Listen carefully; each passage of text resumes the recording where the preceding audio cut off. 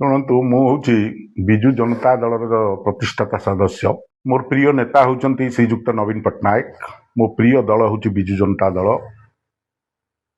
ମୁଁ ବିଜୁ ଜନତା ଦଳରେ ପ୍ରତିଷ୍ଠା ଦିନଠାରୁ ଆନ୍ତରିକତାର ସହିତ କାର୍ଯ୍ୟ କରିଆସିଛି ଏବଂ ମୁଁ ଆଜି ଶୁଣିବାକୁ ପାଇଲି ବିଭିନ୍ନ ଗଣମାଧ୍ୟମରେ ଗୋଟେ ଚର୍ଚ୍ଚା ଚାଲିଛି ମୁଁ ଅନ୍ୟ ରାଜନୈତିକ ଦଳକୁ କୁଆଡ଼େ ଯୋଗ ଦେବା ପାଇଁ ଯାଉଛି।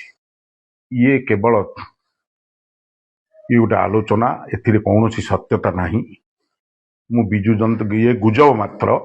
ମୁଁ ବିଜୁ ଜନତା ଦଳରେ ଥିଲି, ଅଛି ଏବଂ ରହିବି। ମୁଁ ବିଜୁ ଜନତା ଦଳର ହଉଛି ରାଜନୈତିକ ବ୍ୟାପାର କମିଟିର ସଦସ୍ୟ।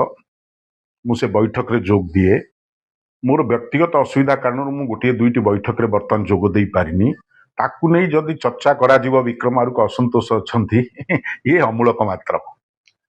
ମୁଁ ବିଜୁ ଜନତା ଦଳରେ ରହିଛି। ମୋ ପ୍ରିୟ ନେତା ନବୀନ ପଟ୍ଟନାୟକ ଏବଂ ମୁଁ ତାଙ୍କ ନେତୃତ୍ୱରେ କାର୍ଯ୍ୟ କରୁଛି, ଆଗାମୀ ଦିନରେ ମଧ୍ୟ କାର୍ଯ୍ୟ କରିବି।